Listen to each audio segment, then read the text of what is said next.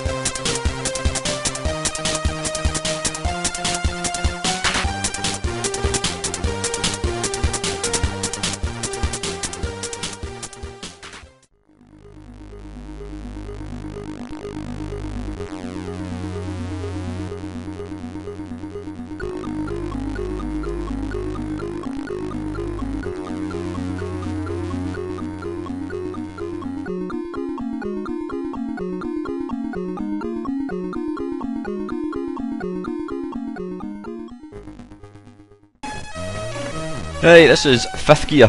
This is on the C64.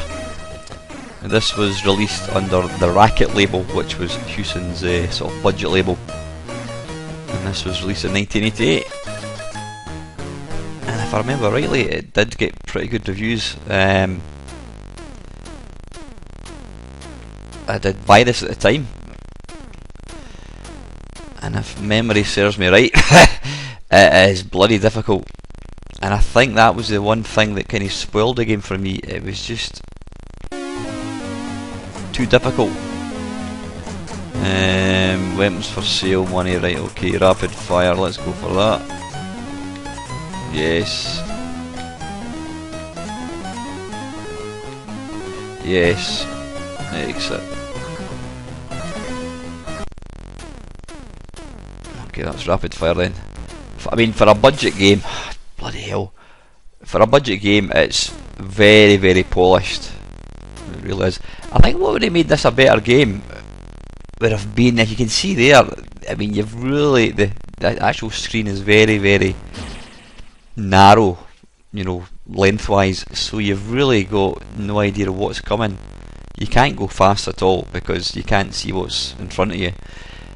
They've taken up more than half the screen with, you know, the damage and that kind of stuff. Now for a race game, you need to be able to see where you're going. So you can't do anything other than what I'm doing here and just edge along. But graphically and sonically, I mean, it's very, very well produced. If they had just made the screen that wee bit bigger, so you'd have half a chance to see what's coming.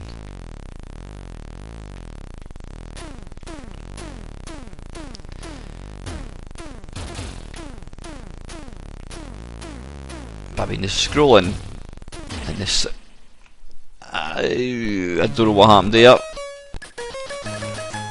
Anyway, listen, that's enough. That's 5th gear. Right, Firelord, released 1986. Stephen Crow, I think he did. What was the name of that? Starquake.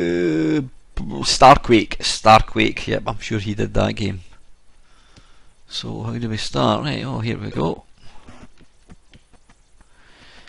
It was very, very similar to the sort of your Sabre Wolf, Robin o' the Wood. There was a lot of games that came out like this. I mean, I think Sabre Wolf was probably the first one, to be fair, and they all followed.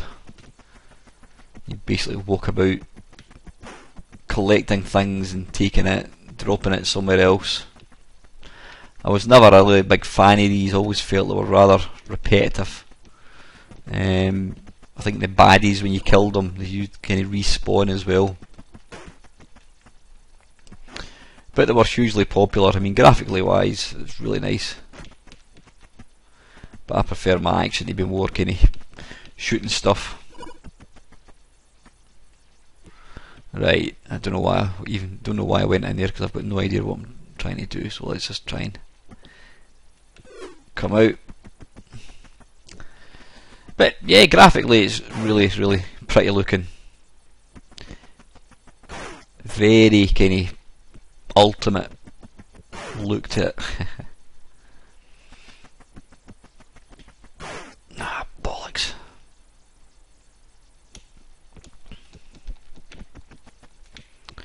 Can I go through there? No, I can't. That's just a sign, I think it is.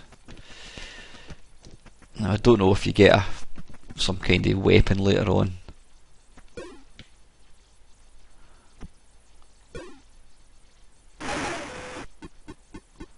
Stand trill thief.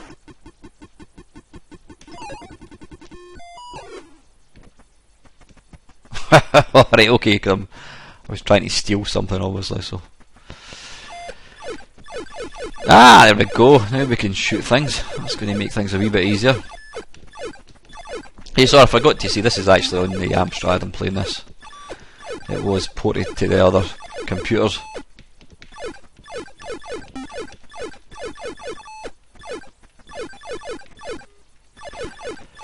Now I'm saying Sabre Wolf Attic Attack was the first sort of kind of game that was like this, I would think. Well, this certainly looks more like Sabre Wolf, with sort of the foresty kind of theme to it.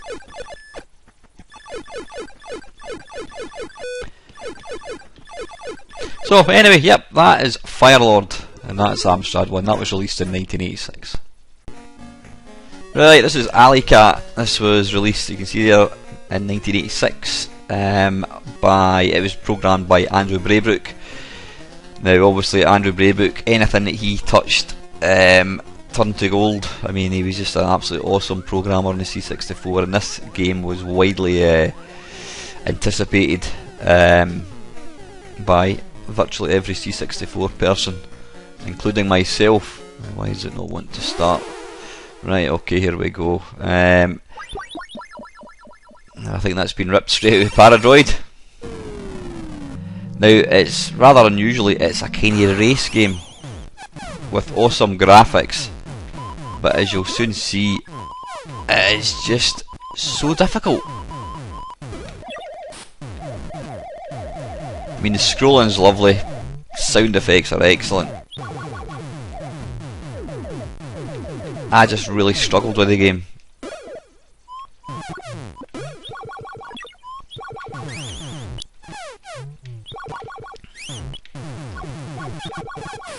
I mean, on paper it looks like an amazing game, but I don't think it reviewed that well. I think a lot of people were disappointed with it, which was a first for an Android Breakbook game.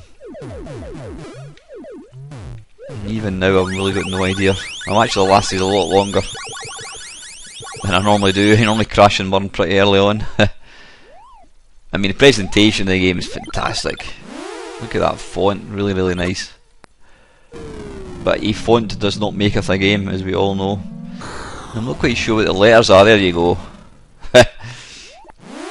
Aye, on paper it looks like a bloody awesome game, but when you start to play it, it's just too difficult. But possibly I never made any real effort to learn how to play it. Yeah, I'm now getting wasted big style.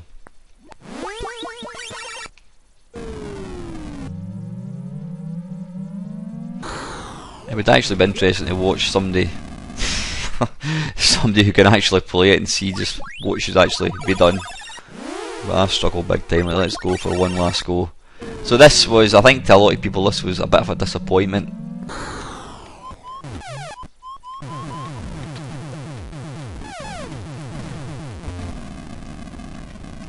Aye, it looks really nice, it sounds really nice, it's just too difficult. So that's Aliat, and that was on the C64.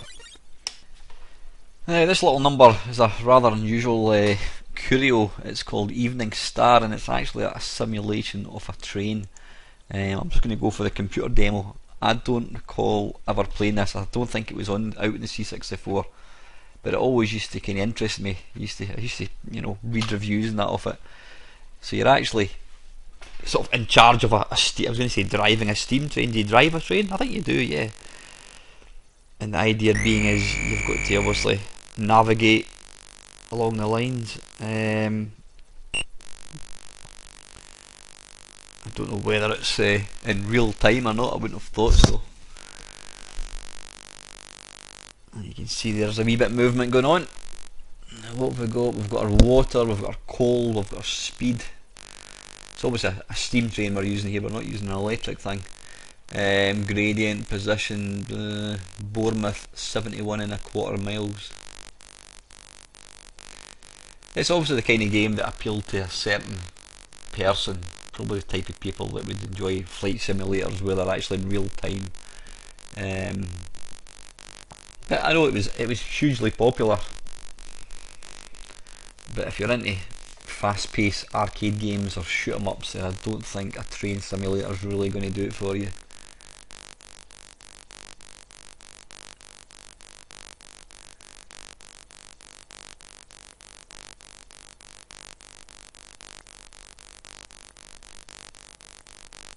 It's very, very slight sound effects. Signal. I mean, I don't know what else you actually had to do. Presumably you have to keep the fuel topped up. Pay attention to signals and that kind of stuff, I don't know. But yeah, it was an interesting wee game, you know. It's not a game that I was going to say it's not a game you get now. You might possibly get a game like this now because obviously simulators are quite a big thing. But back in whenever it was, 1980 something, you know, games like this were just, you know, it was very, very unusual. But anyway, yeah, I could sit here all day and watch this. So that's Evening Star, and that is on the Spectrum. This is Cyberdyne Warrior, written by John and Steve Rowlands. Now I can't remember what other games they've written, but I know they're quite well known programmers. This is quite a late game in the C64's life. It was released in 1989. Never played it, it looks really nice, so let's give it a go.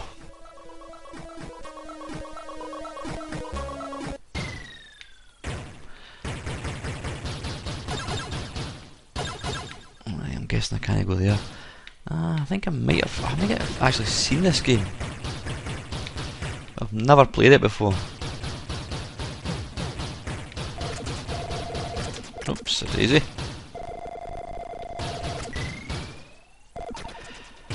Really nice use of colour.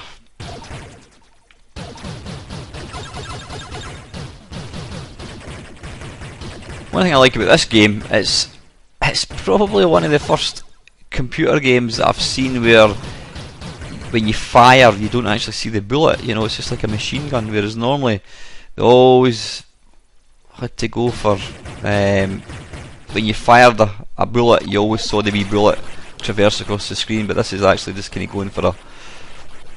In real terms, if you fired a machine gun, you wouldn't see the bullet.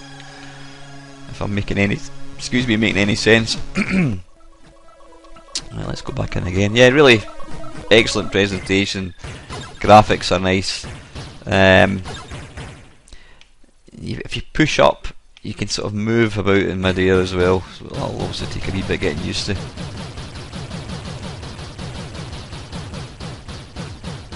Ah, right, I've only got so much ammo. Right, I can't kill that thing, I don't think.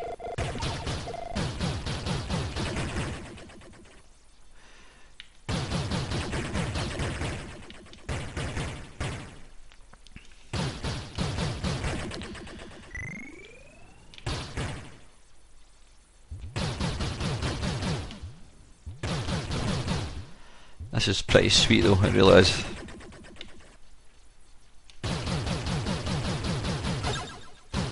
I pick them up? No. I don't think I do.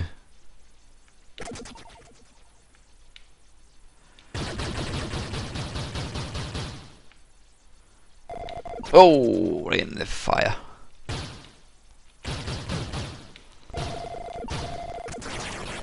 Ah, damn it. Anyway, that's really nice. That's Cyberdyne Warrior, and that's on the C64. Right, this is Exelon, programmed by Raphael Secco, who went on to make quite a good number of games for Hewson, all of which are of a very, very high standard. So number 5, Kempson. This is on the Spectrum again. One to start. This game visually is just awesome. It's just absolutely fantastic. You know, look at the graphics, look at the spaceship thing up there, it's just amazing. Oh no, wait a minute, I need to go here now. You hold down the fire button. That is just awesome.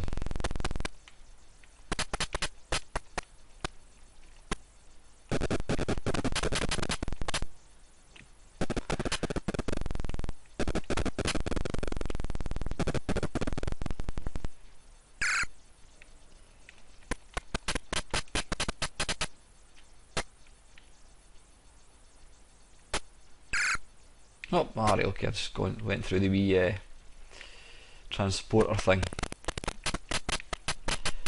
But this is an absolute staggering game, it really is. It's probably one of the most visually impressive games in the Spectrum. I mean, I can't think of a game that looks better. And if I was going to say another game, it'd probably be another one of Raphael's games like Cybernoid or something.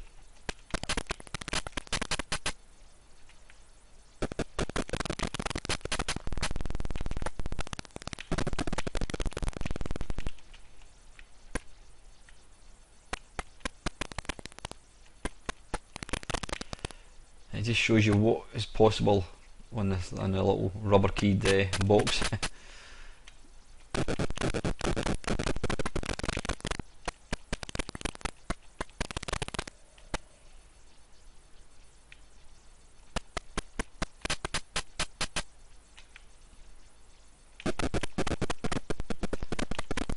There's something really satisfying about seeing explosions in this game.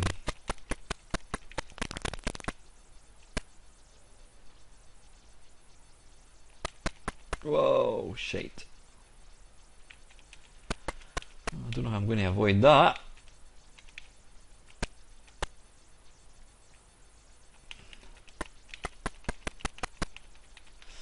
Can you jump over it possibly? No. I don't know how to beat that one at all.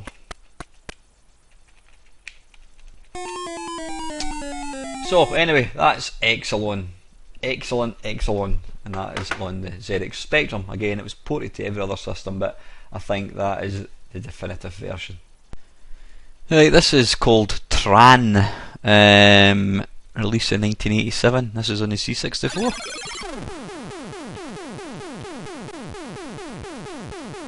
I can't say I've ever heard of this one before.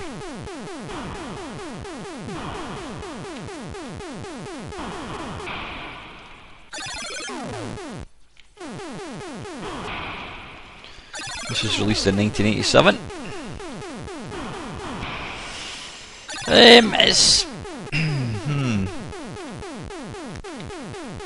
graphics aren't bad.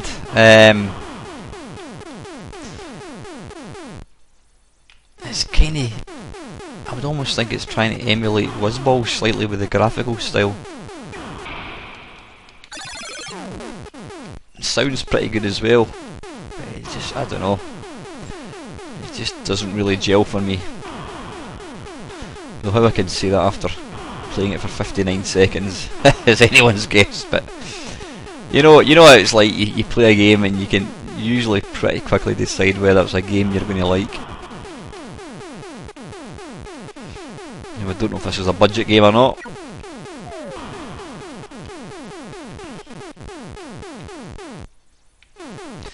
I mean, there's certainly better shoot 'em ups on the C64. It kind of reminds me of Defender meets Cauldron with the sort of the landscape below. Right, everybody appears to have disappeared. What now?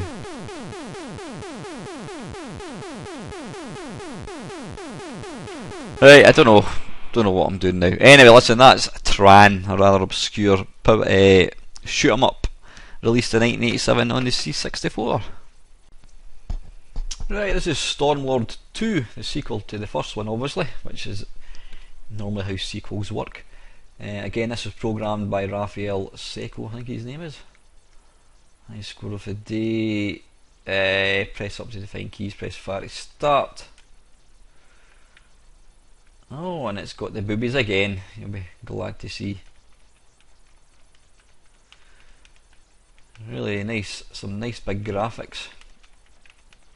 There appears to be a complete lack of any sound, I must admit though. That's slightly disappointing.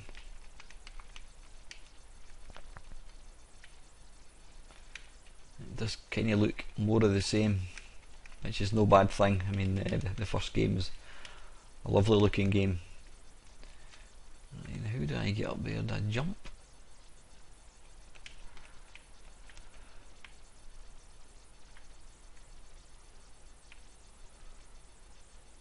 Jump! No. Can I kill these skull things? Can I shoot them? Doesn't look like it, so I need to go this way. Aye, the lackey sounds a wee bit disappointing. Right, it doesn't appear I can go that way either now, so I appear to be stuck in this screen.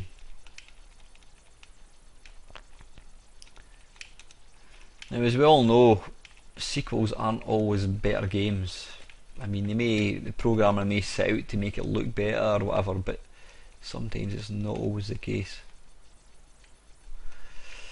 Right, I'm completely struggling to even get off this game over.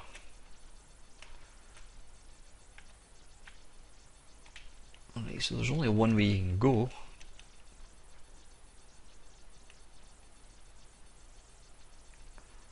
And that's this way.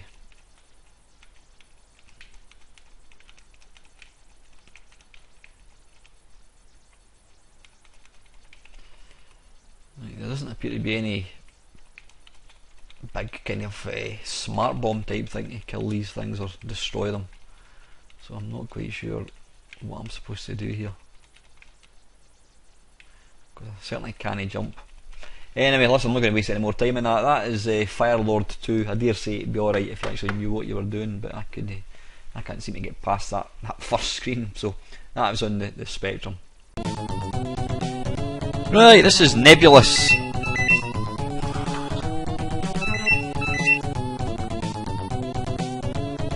Okay, this is Nebulous, and this is on the Commodore Amiga. This was the platform I first played this game. It was ported to every other system. ST, Spectrum, C64.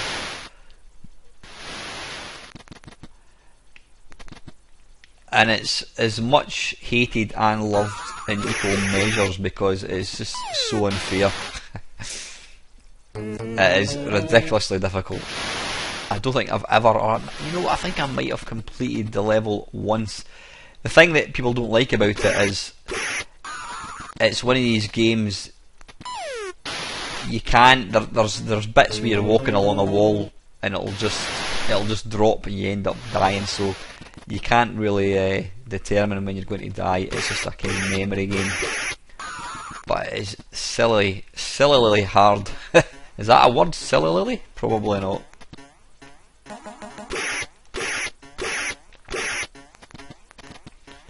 So it's very much a memory game, but even then it doesn't make it any easier at all. It's just, you've got that really annoying bollocks. See, you end up going right back to the start all the time.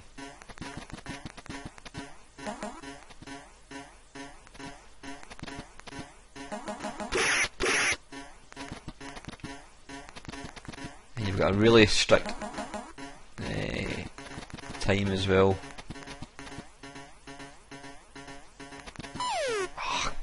Bugger off! It's so frustrating. I think they just made it too difficult.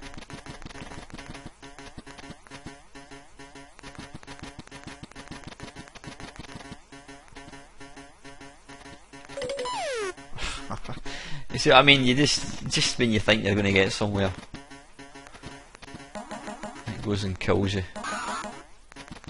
You've got that really annoying thing.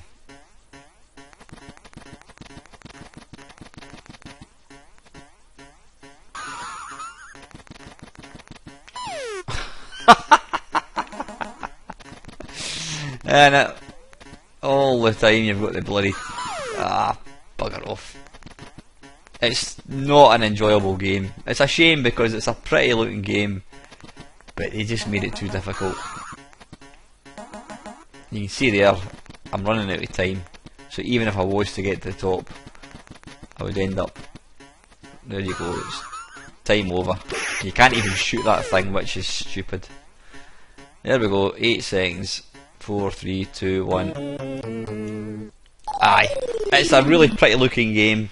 Some people just refer to it as a technical demo, the way the thing spins, but the difficulty just killed it for me, and probably the same for a lot of other people. But it's a nice wee game to try out anyway, even just for having one go. So that's Nebulous, and that was on the Commodore Amiga. Okay, this is Cybernoid 2, and this is on the Amstrad. It was ported to the C64 Spectrum, but I thought it'd be nice to kind of show the game in different systems. So let's see, start game. Hopefully it's going to be configured for the joystick. There we go. This is always a really glorious looking game, and none better than on the Amstrad.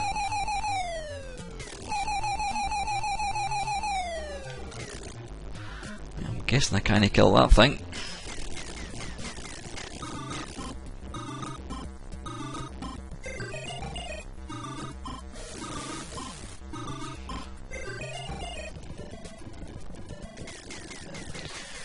I don't think I can shoot these.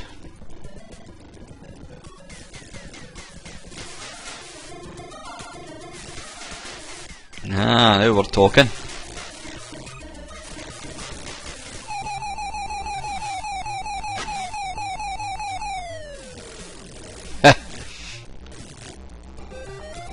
Yeah, fantastic visuals. And sound as well, pretty good.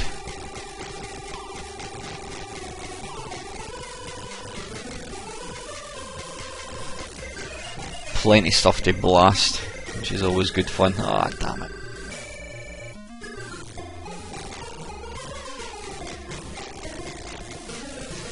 I think it was also ported for the 16-bit as well.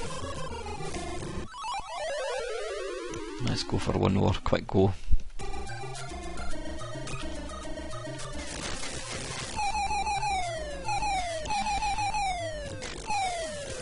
I thought I could blow that thing up. Hey, there we go. Ah, that's going to make things slightly easier.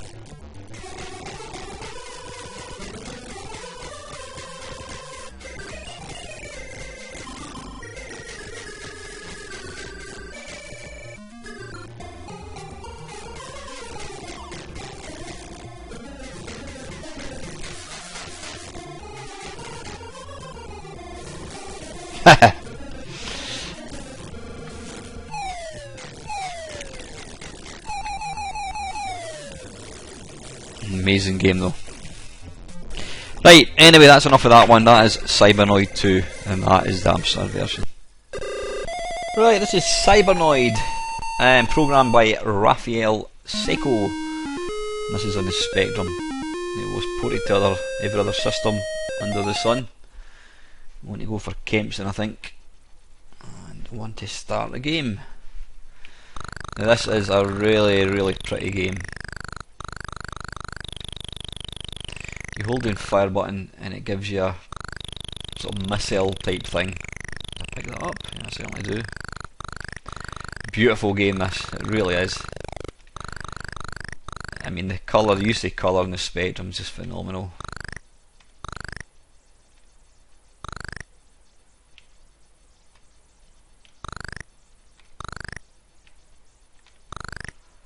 Come on. Why doesn't he not want to do the big missile thing? Ah, damn it. Yeah, this is an absolutely glorious looking game. Oh.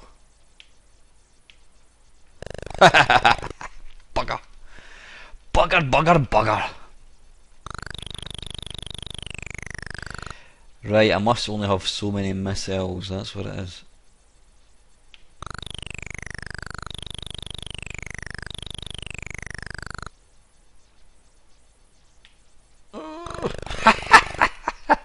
That is tough.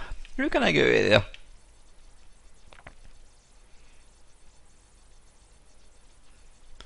It's like trying to pull out a bloody roundabout in a car. Whoa.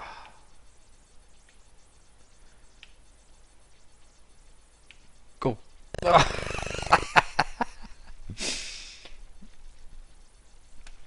Right, let's have another quick go. It's definitely worth playing again. But this is a phenomenal game. I mean, even, you know, it's a great game on every system. I don't think there's a poor version of it.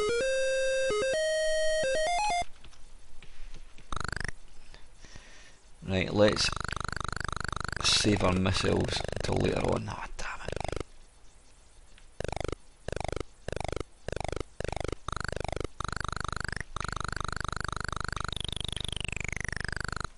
Look at the explosions, it's glorious looking.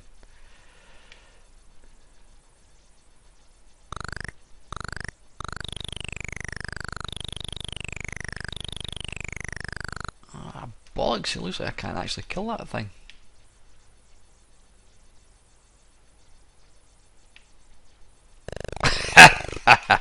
Right, anyway, listen, I've got other games to look at. That is Cybernoid, and that is on the Spectrum. That's a fantastic little game.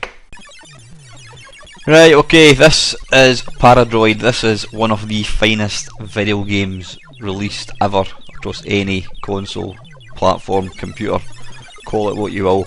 It was released in, well, I'm not sure when this, the one I'm playing is the Metal Edition.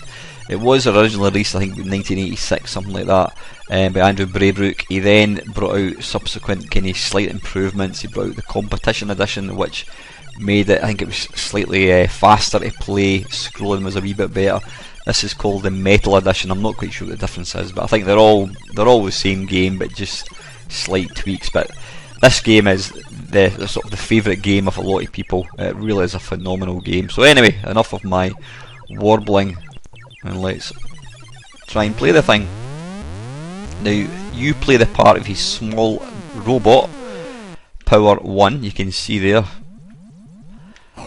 Now you can fire. Now if you notice the little thing that rotates, that dictates, the quicker that rotates, the healthier he is. That is like his kind of power. When that slows up, it means that he's getting near to death. Now every robot only has a finite amount of energy, then he dies. So what you need to try and do is transfer to a more powerful robot. Now you do that by holding in the fire button, and he goes into transfer mode, and what you want to do is zoom about and look for somebody to try and move, to take them over. You just move over them like so. You've then got this little transfer game. You've got to try and light up. Now I need to try and stop talking for a second. Right, okay. You've got to try and light. I'm yellow. I want to try and turn as many of these yellow. He's obviously purple, so he wants to try and turn as many purple. And whoever's got the most of their colour wins. And if you win, you then take over that robot. So I have won, which now means I'm now a 476 robot, and I've got a more powerful gun. Now the idea being is you want to try and clear each deck. You're on a spaceship, you want to try and clear each deck of robots.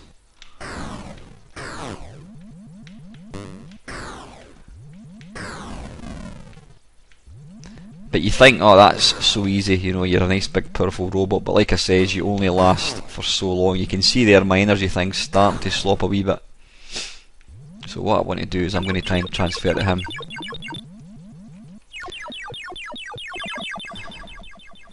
I'm going to go for... yeah, I'm going to go for this side. So I am now on the right hand side, I'm purple. You've only got a tiny wee bit of time.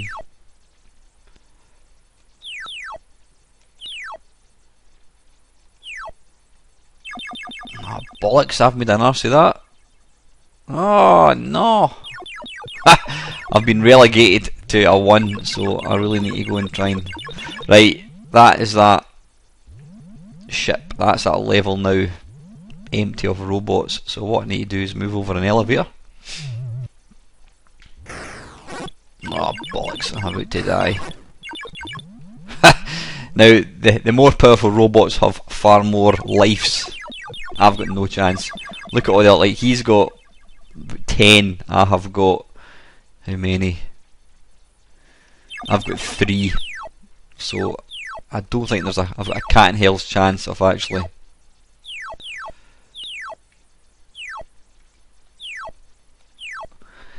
nah. I'm dead. Because he's beaten me and I'm at the lowest, it's game over. Boom! Right, let's have one more go. I know I'm playing double the amount of time I normally do, but this game is worth it. I'm just going to play it, I'm going to stop talking.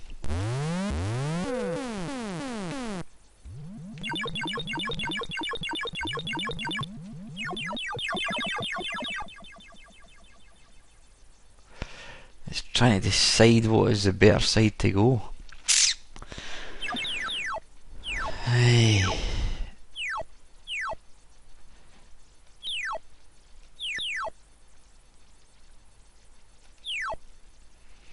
Right, okay, I've won that one.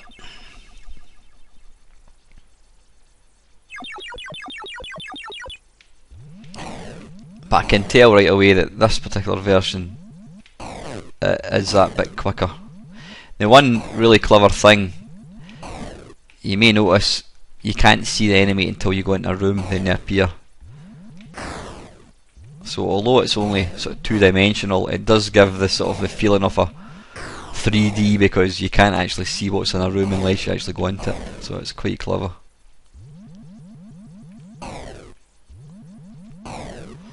Now, one thing you need to be careful of is when you shoot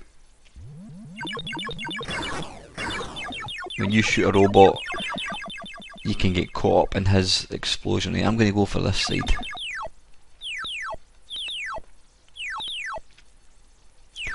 Now, using the Xbox 360 joystick's probably not the best. Right, I think I've won. Oh, that's a draw. Okay, we go again then.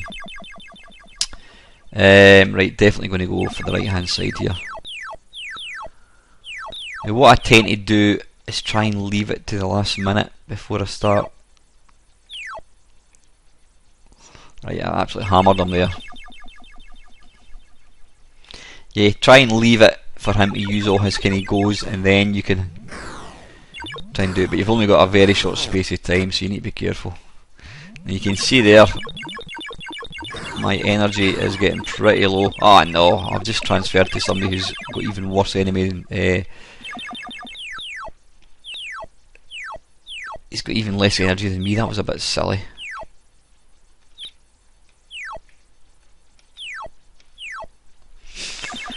Right, I've beaten him, but I've probably gone to a lesser robot. That was a bit stupid. Now, wait a minute, is it this? No. Ah, right, okay, there you go, yeah. These things replenish your energy. You know what? For all the time that I've played this game, I never really paid much attention to these. Right. That'll certainly make the game a wee bit easier. There you go, I've been playing this game for nigh on 30 years and I've never really known what these actually do. Right, I don't know whether you can only use one once. Right, that's that level clear, so what I now want to do, in fact if you go up, you can go into these little computers and you can look at different robots, it tells you what each one is. You can also look at the decks, so that's where I am just now. And you can also look at the actual ship itself. So I'm currently on the level that's highlighted in sort of blue. So what I want to do is come back out. And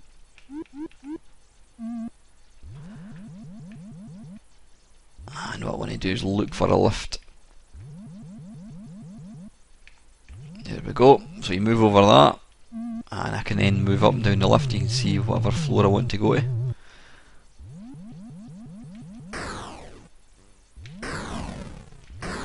Now each floor has got a certain rank of robot. I mean, you maybe occasionally get one that's got lots of 200s, it might have a 900 or something, but you can see they're all quite low spec robots, so I should be able to annihilate them quite easily. But this truly is an absolutely fantastic game, it really is.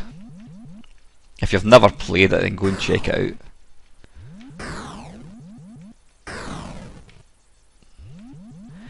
But you can't get complacent because you can see there my energy is starting to get quite low, it's starting to slow up. Right, what I'm going to do is, can I go in here? Let's kill him first.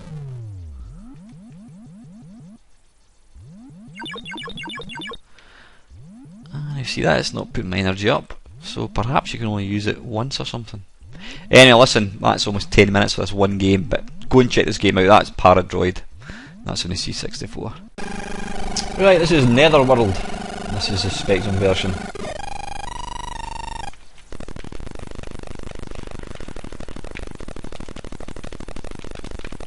I don't think I've ever played this game before. In fact, I tell a lie, I think I might have played it on the Amiga.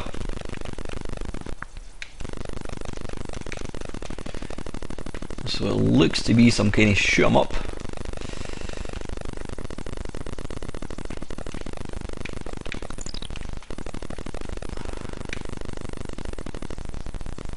Can we kill these things?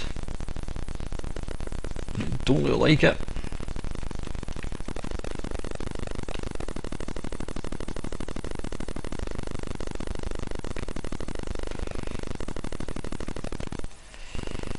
What is this? Is this some kind of transporter thing? No.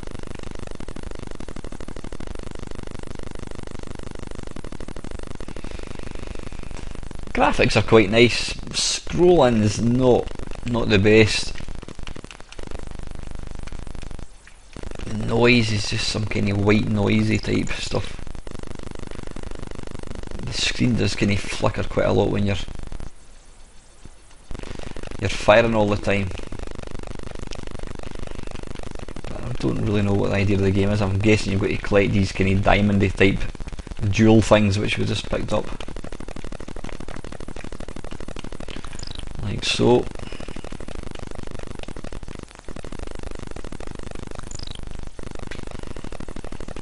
Not a bad game, but there were certainly better games in the Spectrum.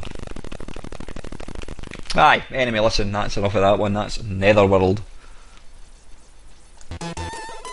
This is Eliminator, released in 1988, and this is the C64 version. And we see there, designed by John M. Phillips. He went on to make what's that called again? Nebulous. Right, yep, let's batter on. Don't think I've ever played this game.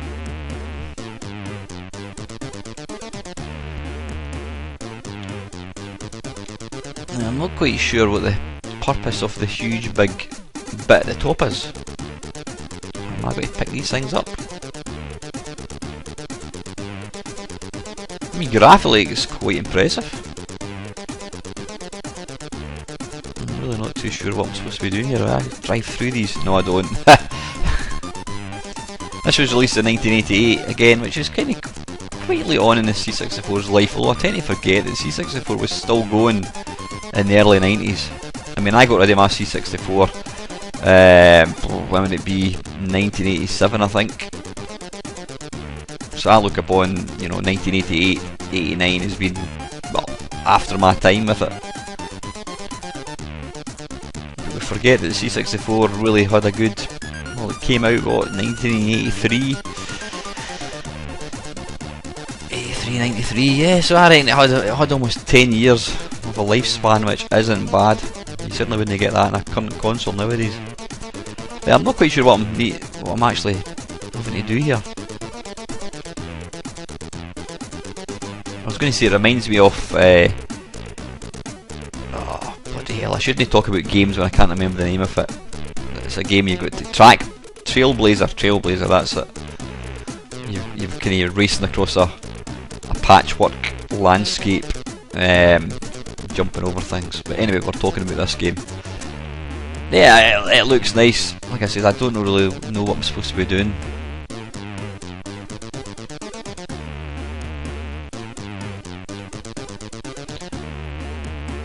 Hopefully there'll be an option to turn the sound off, turn the music off, so you can get some sound, because I always think sound does add to the game. Having a wee tune like that playing doesn't really do anything for me at all. I'd much rather have some meaty sound effects.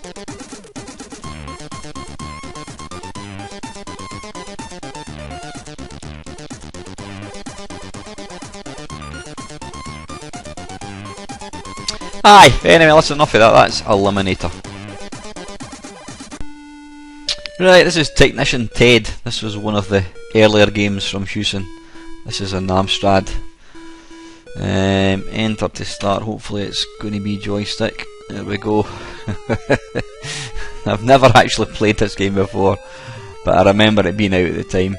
Now you can see right away it bears an uncanny resemblance to Manic Miner, and more specifically Jet Set Willy, and that's because when Jet Set Willy came out it just spawned a billion clones.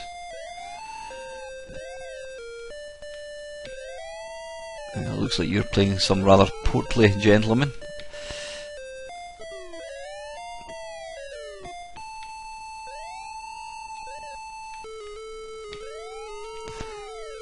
This was how we rocked back in 1984, guys. This is what we had to play.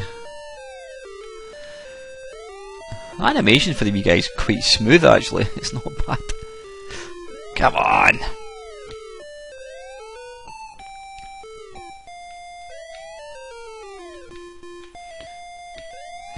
Right, you can't just jump up. You've got to kind of...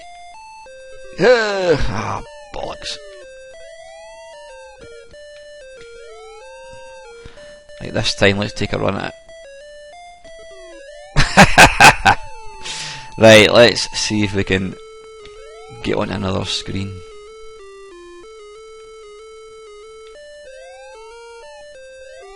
Whoa!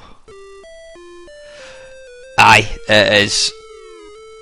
I would almost say it's a shameful rip-off of Manic Miner and Bleak Jet Set Willy.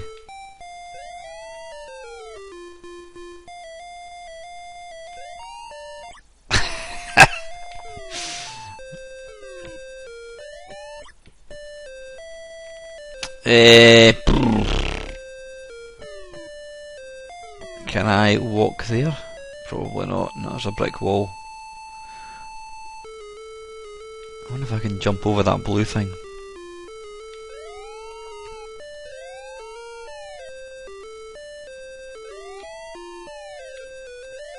Ah, there we go. Whoa, whoa, whoa, whoa, whoa, whoa, whoa, whoa, whoa, Alright, okay, so you can't. I was trying to collect these things. Aye, anyway, listen, enough of that. That's pretty shit, but that was how we rolled back in 1984. That's a shameful rip-off of Jet Set Willy. If you want to play a good platform game in the Spectrum, go and check out either Jet Set Willy or Manic Miner, because they're much better than that. Right, this is Pyracurse. This is on the ZX Spectrum. You can see they're released in 1986. Joystick.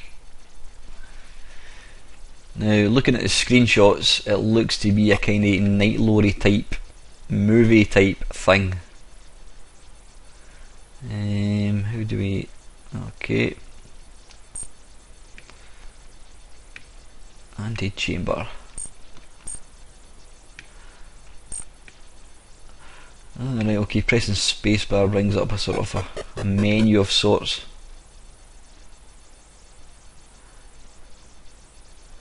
Looks like I'm being followed.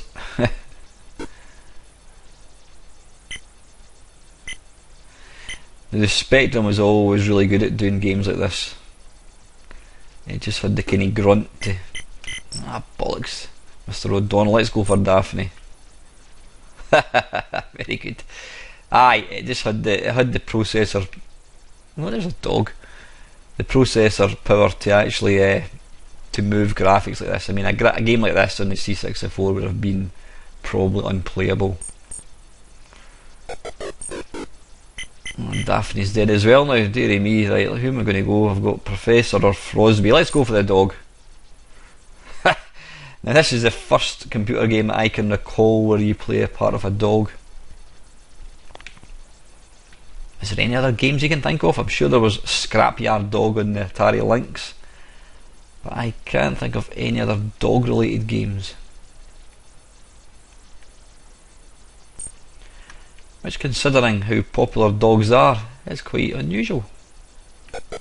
There must be another game that has a dog in it.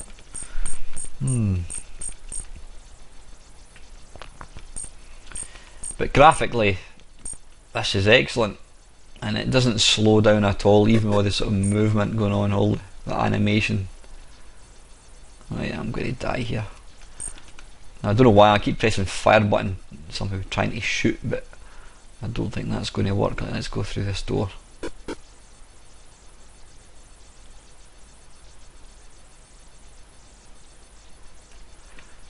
Really impressive. Oh, poor Frosby. Right, anyway, enough of that. That is Pyracurse, and I think that was only released in the Spectrum. It might have also been released on the Amstrad. Not too sure. Right, this is Slayer, as in the group. This is a rather fine little shoot 'em up. This was actually released as a budget game. I think it was like $1.99. I did buy it at the time, and it's an amazing wee game. It really is.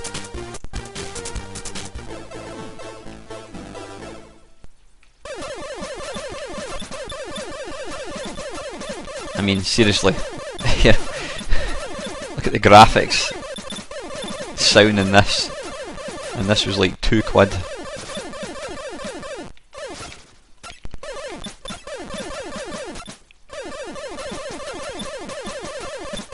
Fantastic little game, it really is. Whoops, damn difficult right now.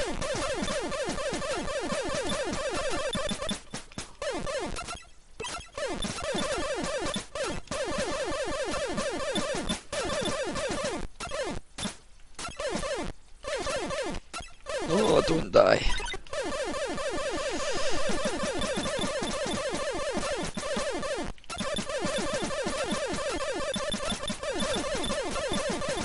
Beautiful little game though.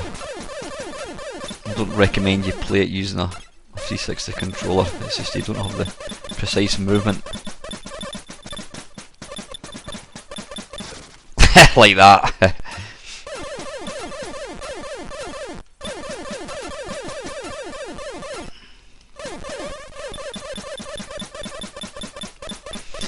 Yeah, this is an absolute beautiful little game, and this is for the money. Ah, damn it. Let's have another quick go.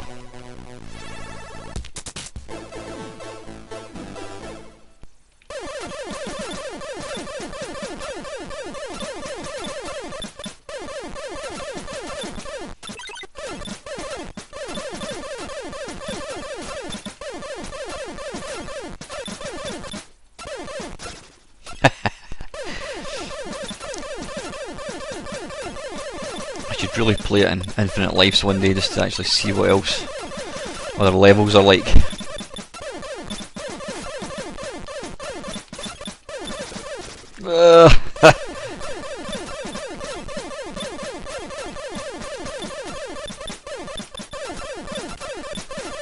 But I mean, this would be one of the best shoot 'em ups in the C64.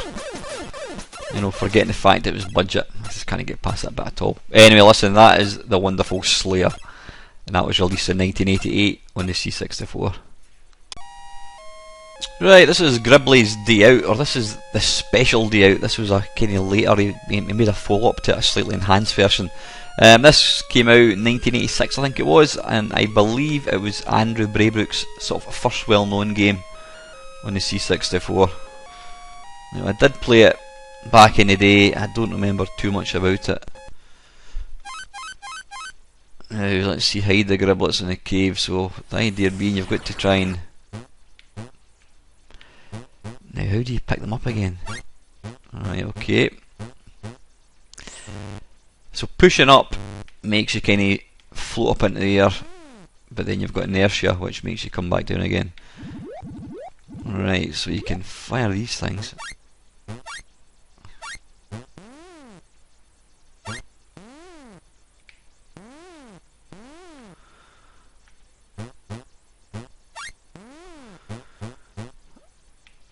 Right, I haven't a clue what I'm... Is that me dead? I think it is. Well, maybe not. Maybe so, I don't know. I'm not quite sure what I'm actually doing here.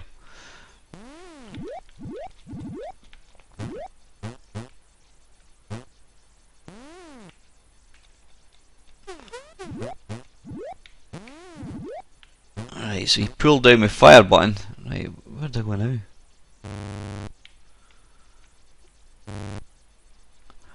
Ah, right, I've got to navigate through this thing. Whoa! Aye, the idea being you've got to rescue these little insect type things and take them somewhere safe.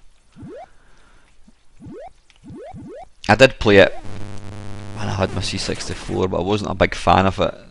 I mean, it reviewed really well, I think, in Zap, but I didn't put that much effort into learning how to play it. But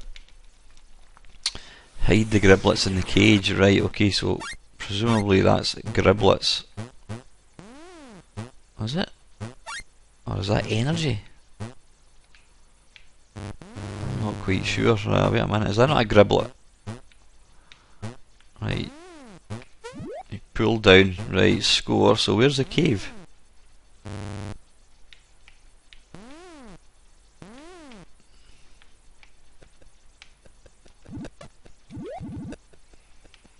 It's quite tricky, especially using this. Whoa, bollocks. Anyway, listen, that's enough of that. If you want to see that game getting played, check out somebody else's YouTube video, because I can't be arsed. That's Gribbly's Day Out. That's a special edition, apparently. That's on the C64. Right, this is Quazatron, and this is on the Spectrum. Select one to start. Right, okay, and start game. Now, this game you play the part of a little robot. You can see him here at the bottom of the screen. I'm attempting to go up this little ramp. Now, apparently, you can see with the other robots, they've got kind of numbers not on them. You can see this game was definitely influenced by Paradroid. It was kind of the Spectrum's Paradroid, but obviously done in a more sort of visually impressive style.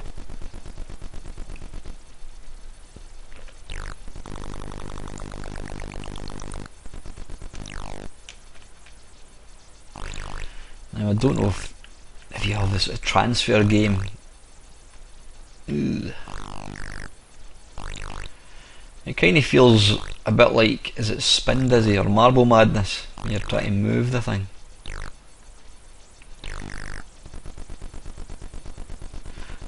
I'm not too keen on the scrolling there, even on the Spectrum. I mean, the Spectrum is not renowned for silky smooth scrolling, but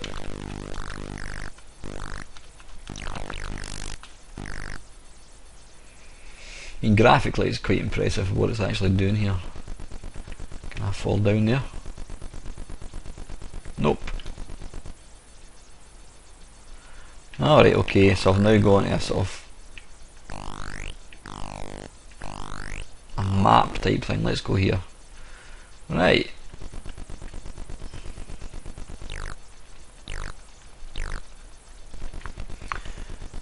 I was always very jealous of my Spectrum owning mate having games like this, because my poor Commodore just could not handle a game like this. Aye, it's very, very, very similar to Paradroid. It's not a patch on Paradroid, I've got to say, even though, I mean, graphically it's nice. Paradroid kicks its arse, but that's not bad. That's Quazatron, and that is on the Spectrum.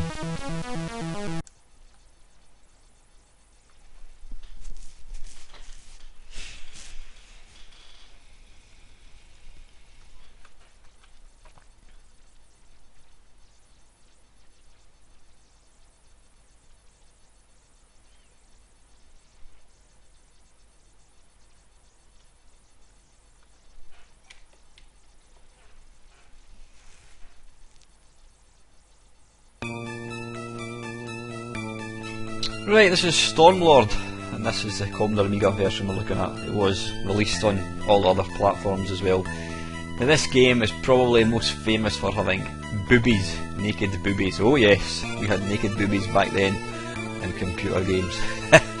That's probably the biggest selling point. I mean, I never actually got to play it back in the day, but I can just remember the screenshots always showed the little, here we go, naked boobies.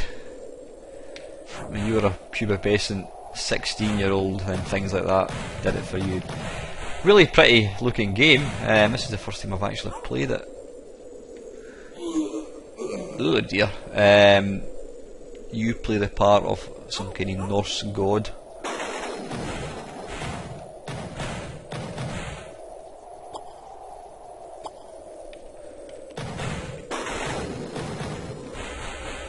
Graphics are excellent.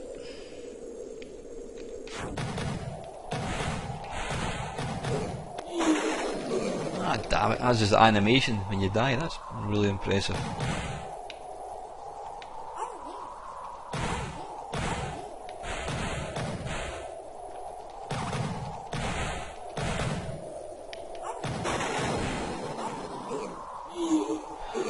Bloody hell.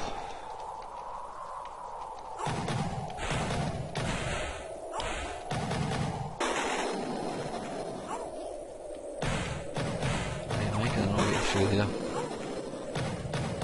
Have I got to go up here? It looks like these little things are... No!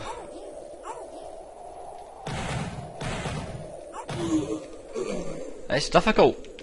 It is very difficult. It looks like these things are just going to keep coming. Right. I'm not sure how to get up there.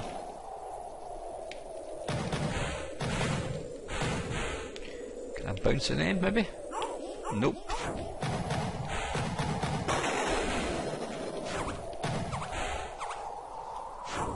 Ah, right, okay, if you hold down the fire button, there's a big guy. You throw a large sword, which I'm guessing takes out more than one enemy at any one time. Right, I don't know how we get through here.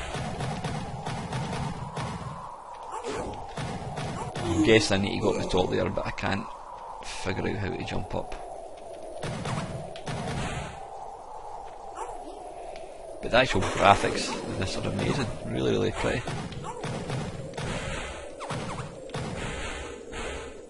Anyway, let's just finish off.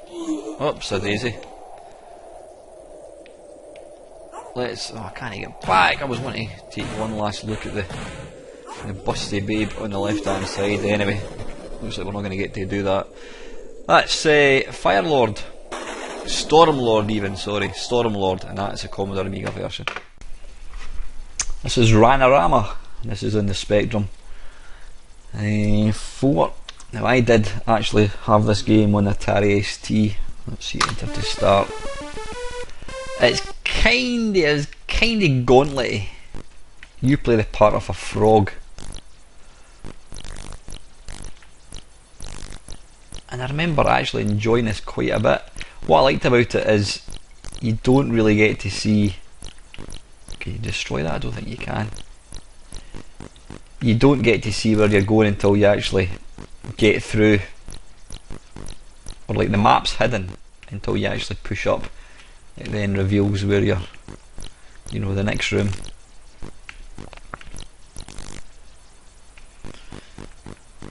But I quite liked that. I liked the idea that you had to sort of build the map up as you went along.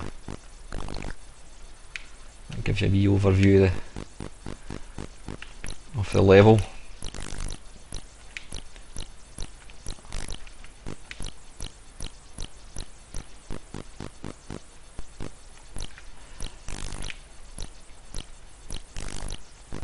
Oddly, the Atari ST one, I've never been able to find a copy of the game anywhere for it. Obviously you can't buy it nowadays. But I loved it. The sound effects in the ST one were just fantastic. But the graphics are pretty well defined. It's nice and colourful. I mean, the sprites, we call them sprites, are not sprites in the Spectrum. The Spectrum doesn't do sprites. The actual kind of main characters and the sort of baddies, they're obviously just black, but they do look nice and detailed, and they move pretty well.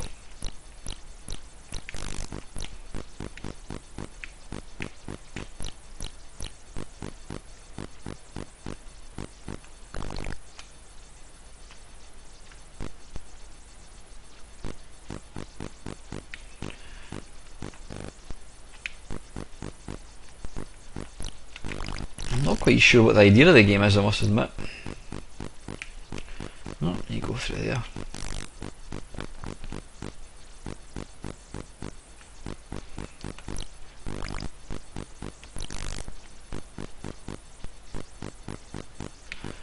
Dead end.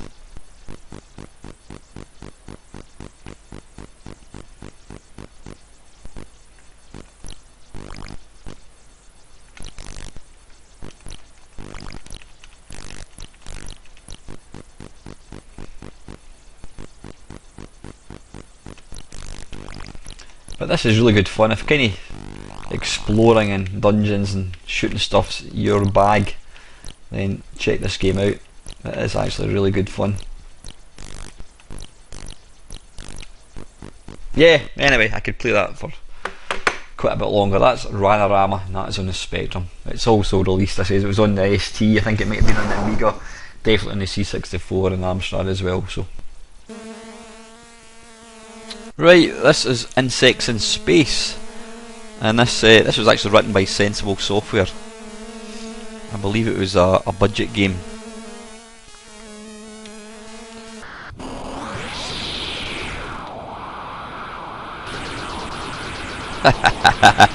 You know, I've heard of this game and I've never actually played it.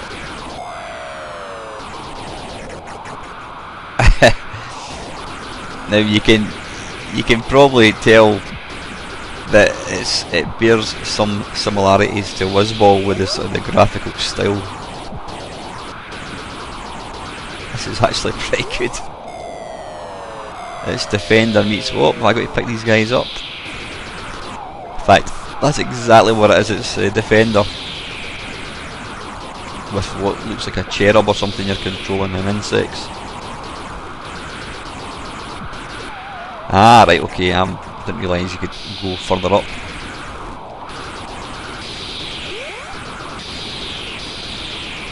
You can see there at the top there's a big massive radar thing, so the screen does move up and down as well.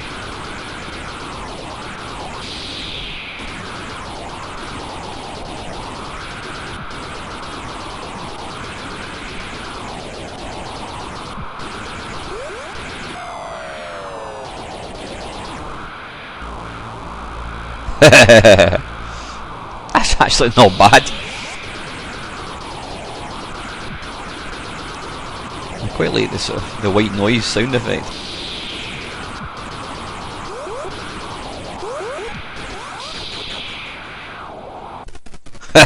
Aye, that's Insects in Space. That was released in 1989, and that was on the C64. This is Iridis Alpha. Now it's quite unusual, this is a Jeff Minter game, and rather than release it through Lamasoft, it was released through Hewson. Don't know quite what the reasoning behind that was.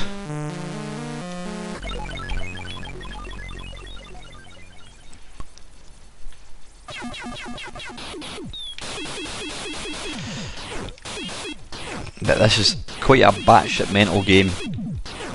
It's a game I did try to play and I could never quite grasp it properly. I mean, Jeff's games, they've always got their very unique control system and sort of like rules, and you do need to put a wee bit of time into actually learning what you're having to do. I mean, you see there at the bottom there's a lot of stuff going on there, but visually and sonically, of course, when you land you then turn into, is it a leaper or something I think it's called? If you hold it up, he then changes back into the little spaceship thing.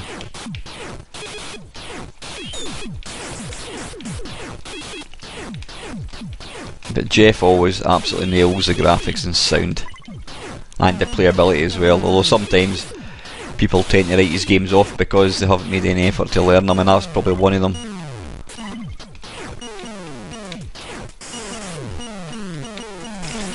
If there was anyone that knew how to get the best out of C64, it was Mr. Minter.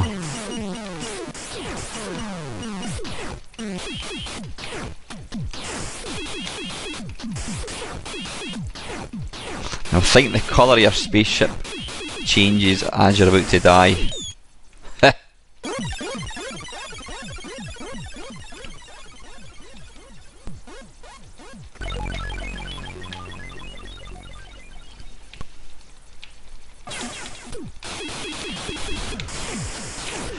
I don't know how to get rid of these things, they just keep sticking to me. Is that game over? Oh no, I've still got 3 to go. Let's go for one more go. In fact, you know what, I think I may have inadvertently put it on infinite lives, so we'll have one last life. I'm somehow looking for a smart bomb button, but it's not going to exist. Anyway, yeah, that's Iridis Alpha. It is a fantastic game. Check out other YouTube videos to see how to play it, because I can't play it to save myself, but it's definitely worth playing. Yep, that's on the C64. Right, this is Spectral Panic. Now, Panic was one of these, it was one of the very first games to sort of get released on multiple systems. There was different versions of this game. I don't know why it became so popular. This came out, I think, was it 1982, 1983? Now, I'm not even going to attempt to play it because it's probably keys only. So I'm going to go for demonstration mode, which is E. Now, that's actually not too bad. Now this game, I don't know what the idea is of the game, but you basically dig, to kill the baddies, you dig a hole and the baddies fall into the hole, and then I think you have to cover them over to kill them. Now I'm guessing this is written in BASIC, it kinda looks like it's written in BASIC. Although saying that, it is playing rather quickly. It looks like we're not going to get to see him dig a hole.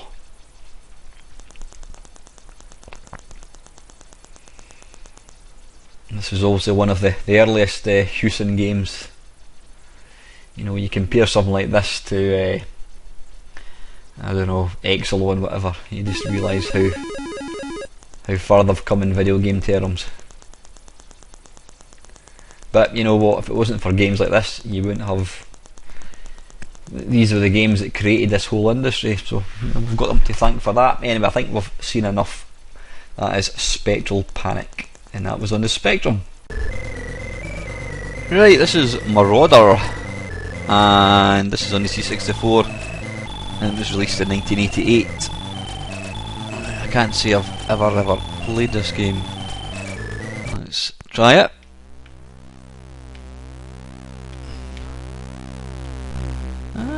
Okay.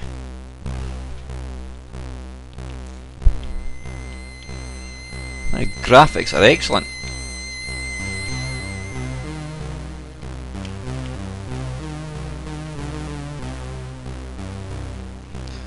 They're really superb looking.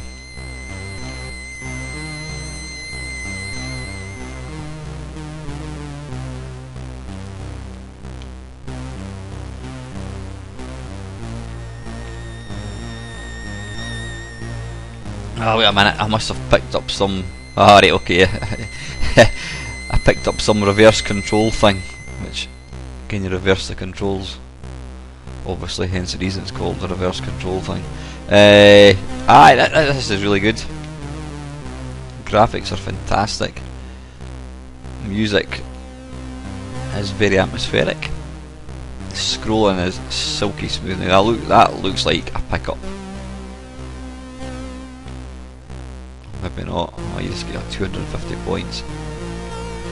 Wait a minute, I appear to have run out of bullets. That could be a problem. Ah, bugger off.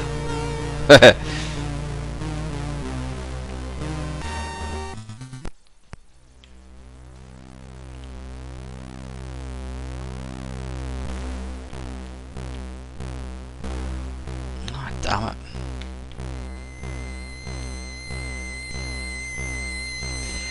I'd actually have liked to have seen this just as a scrolling shoot 'em up, a vertical shoot 'em up, because the graphics are excellent. You've got the baddies as well, rather than having it as a kind of sort of drive 'em up type thing with shooting. I'd rather it was just a straightforward vertical scroller. But this is really nice. I've got these stupid reverse control things going on again. That's it. That is ridiculously hard. That's excellent though. That's Marauder, and that's on the C64. Right, this game really needs no introduction. This is Uridium, an absolute stonewall classic in the C64. Now, it was released originally in 1986, and then it was released, programmed by Andrew Braybrook, and then he did release a follow-up called Uridium Plus, which again was just slightly tweaked. But I mean, even the original was astonishing looking. I mean, what it's doing there, look at that Uridium scrolling across the screen. What he was able to do with the C64 was just incredible. You know, he had an absolute fantastic hold on he was able to, you know, get the C64 to do stuff that people just simply didn't think was possible. So anyway, let's start playing the game. It is ridiculously hard. I love this game to bits, but I'm absolutely rubbish at it. Even the way the wee spaceship shoots off the screen like that is just awesome. Now you're flying across what he calls dreadnoughts. You're flying across them, various things to shoot. Now I noticed it's not scrolling particularly smoothly in that. You know, that's the emulator rather than the C64, because I do know that this game is silky smooth normally. And you fly across this dreadnought. Ah, bollocks. You'll see there's certain parts of the spaceship are actually raised, and it does take a wee while to kind of get an eye for them so that you don't fly at them. What happened there? Yeah, you can see that. It's savagely hard. And I think that possibly did put off some people because of the difficulty. Bloody hell, I never learn, never ever learn.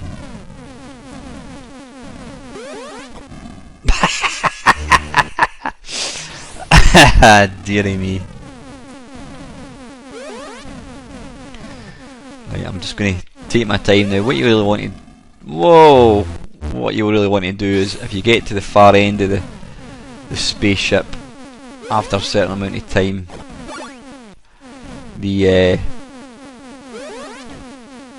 right, don't die, try not to die. The thing is, if you hang about too long like so, the baddies will eventually kill you.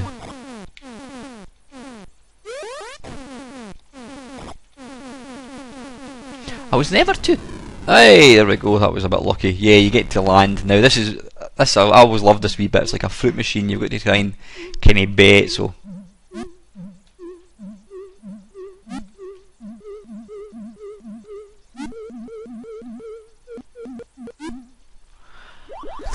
then this is really impressive. This is where the the Dreadnought melts.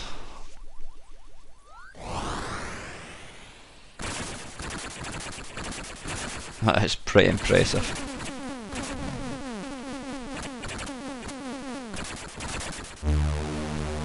The sound as well is just fantastic.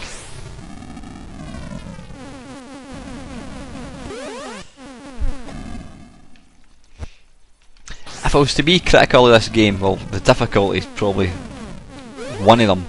I was never overly keen in the actual ships that you're shooting. I don't know why. Some of them looked a bit rubbish. I thought, like, they look like honey nut loops rather than big spaceships. Ah, bollocks.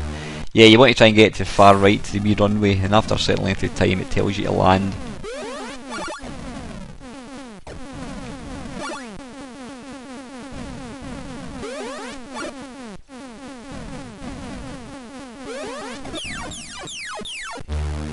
What was that? Is that an extra life? I think it was, because I got over 10,000. Now this was ported for, I know it was ported for the Spectrum, and I'm guessing it also came out in Amstrad. And I believe there was Uridium 2 came out on the 16-bit, I think it was, but you know, the C64 will always be the spiritual home of this game. It was written for that machine, and you know, in my mind, that was the one that made the best use of it. So anyway, yep, that is the mighty Uridium. That's on the Commodore 64. Oof, if that's not going to induce some kind of epileptic fit, I don't know what would. That's Zynaps, and this is on the Amstrad. Now, nowadays you obviously get warnings about flashing lights, but obviously back in 1987 you didn't have such a thing. So how do we start this game?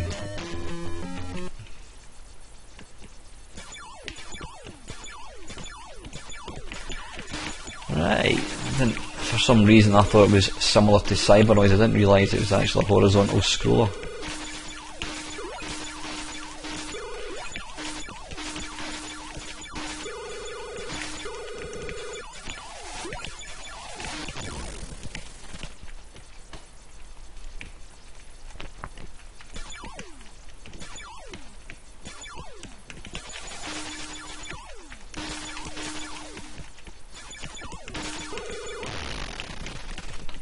Bloody hell, didn't even see what killed me there. Not a bad wee shoot 'em up.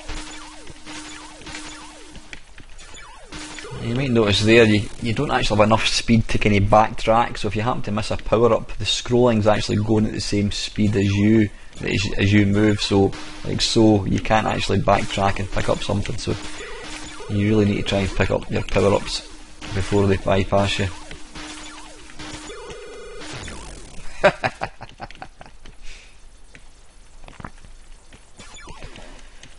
This was released in 1987.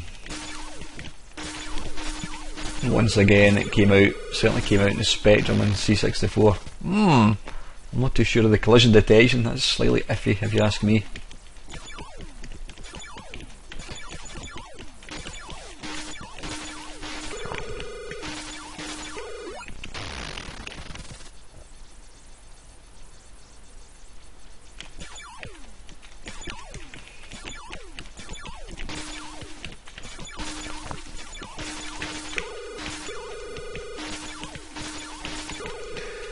This time, don't die.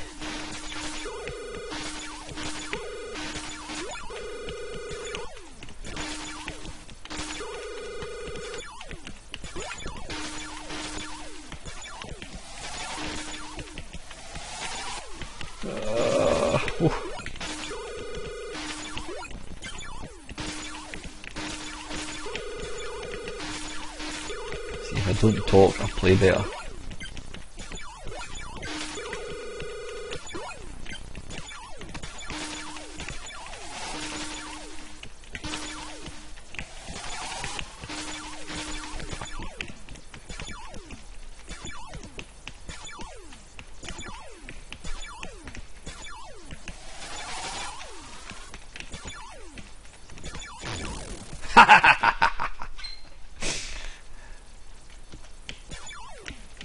Anyway, listen guys, that is it. That is the last game on this little look at Hewson. There was obviously far more games I could have looked at, but I mean the back catalogue of these guys is just phenomenal. I mean they're almost in a par with Ocean for a number of games, and the video would have literally ran to hours and hours and hours. So I've tried to look at the sort of the best known games, and also look at a few lesser known games, you know. So anyway guys, that is it. If there's any company you want to see me do this feature on, please just put your comments below and I shall certainly consider it.